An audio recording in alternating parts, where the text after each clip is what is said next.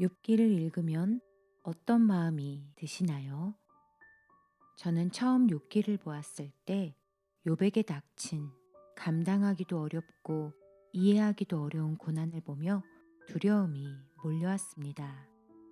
이후 다시 욥기를 보았을 땐 위로하기 위해 왔던 세 친구들이 처절한 욥의 신음을 무시하고 오히려 정죄함으로 더 깊은 구렁텅이로 욥을 몰아넣는 거센 말들이 원망스럽게 여겨졌습니다. 그런데 욥기를 보면 볼수록 욥기의 처음과 마지막 그리고 욥의 모든 어둠의 시간을 빛과 생명으로 믿음으로 에워싸시는 하나님이 더욱 선명히 보여집니다. 욥을 향하신 하나님의 변치 않는 증언이 나에게도 주어졌다고 생각하니 그 은혜가 너무나 커 마음이 터질 듯 합니다. 하나님이 사단과 나누시는 이야기 곁에 저희도 함께 서 볼까요? 하나님은 사단에게 욥을 자랑하십니다. 욥에 대한 하나님의 평가는 이렇습니다. 그는 온전하고 정직하여 하나님을 경외하며 악에서 떠난 자로 그와 같은 이가 세상에 또 없다 하십니다. 그렇다면 욥의 삶의 모습이 어떠했길래 하나님은 이렇게 욥을 칭찬하신 걸까요?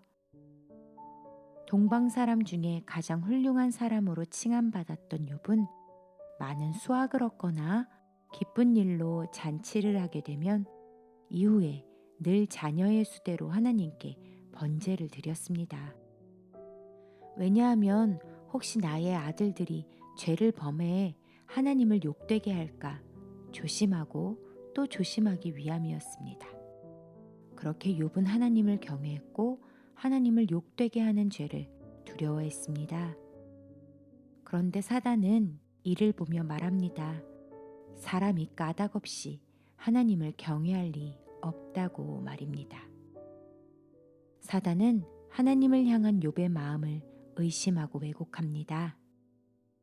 그래서 하나님은 욥의 의로움과 그의 중심을 증명하기 위해 사단에게 욥의 모든 소유물을 넘겨주셨고 다음번에는 욥의 생명을 제외한 그의 육체를 넘겨주십니다.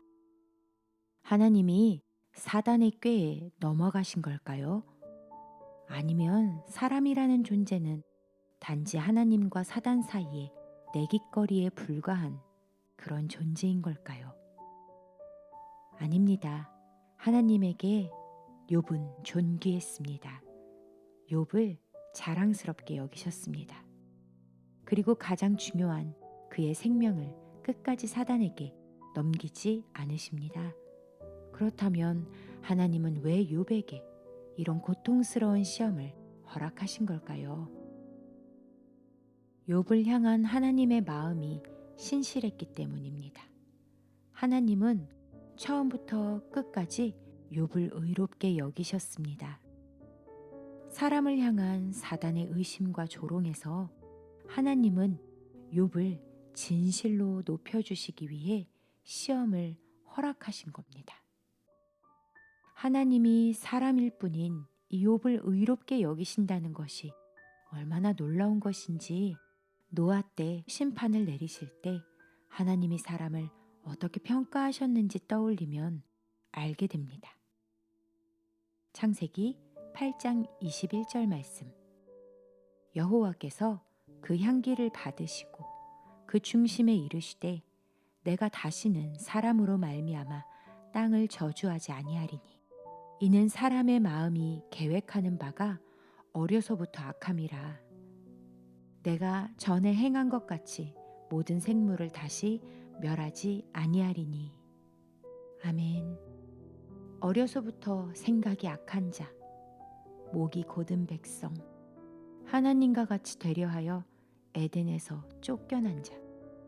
이것이 바로 사람을 표현하는 말입니다. 그런데 거짓을 말하실 수 없는 거룩한 하나님께서 자신의 모든 전능함과 완전함을 걸고 사단에게 욥을 자랑하고 믿어주신 것입니다. 하나님 앞에서 욥은 마음을 지켰습니다. 모든 자녀와 소유물을 잃었을 때 주신 이도 거두신 이도 여호와라 고백하며 여호와의 이름을 찬송했고, 이후 육체에 해를 입어 발바닥에서 정수리까지 종기가 났을 때도 그의 아내의 어리석은 말에 휩쓸리지 않았습니다. 욥은 하나님을 향해 원망하지 않았습니다. 그러나 고통이 계속되자 욥은 자신의 삶을 저주합니다. 차라리 이 세상에 내가 나지 않았더라면, 하나님이 나를 돌아보지 않으시고 빛을 비추지 않았더라면 좋았을 텐데 하며 한탄합니다. 또 욥을 위로하러 왔던 새 친구는 욥이 분명 죄를 지었기에 이러한 고통을 받는 것이라며 회개를 촉구합니다. 친구들의 말에 욥은 자신의 의로움을 두둔하며 그럴수록 하나님을 자신을 고통 중에 내버려 두시고 모른 채 하시는 분으로 설명하게 됩니다. 그러나 하나님은 욥의 처음부터 고난 한가운데 있는 지금, 그리고 언제나 등을 돌리지 않으시고 숨거나 모른 채 하지 않으셨습니다. 욥이 새 친구와 모든 대화를 나누는 것도 다 듣고 계셨습니다. 그리고 이제 드디어 하나님이 욥에게 말씀하십니다. 하나님이 세상을 창조할 때 사람이 무엇을 보탠 것이 있거나 알고 있었던 것이 있었느냐고 물으십니다. 창조주의 말씀 앞에 피조물인 사람이 대답할 수 있는 것은 아무것도 없습니다. 그저 회개하는 것 뿐입니다. 그렇습니다. 이처럼 사람은 하나님 앞에 의로울 수 없습니다. 우리의 가장 큰 은혜는 하나님이 그런 우리를 의롭게 여겨주신다는 것입니다. 우리를 향한 하나님의 마음을 우리는 다 헤아리지 못합니다.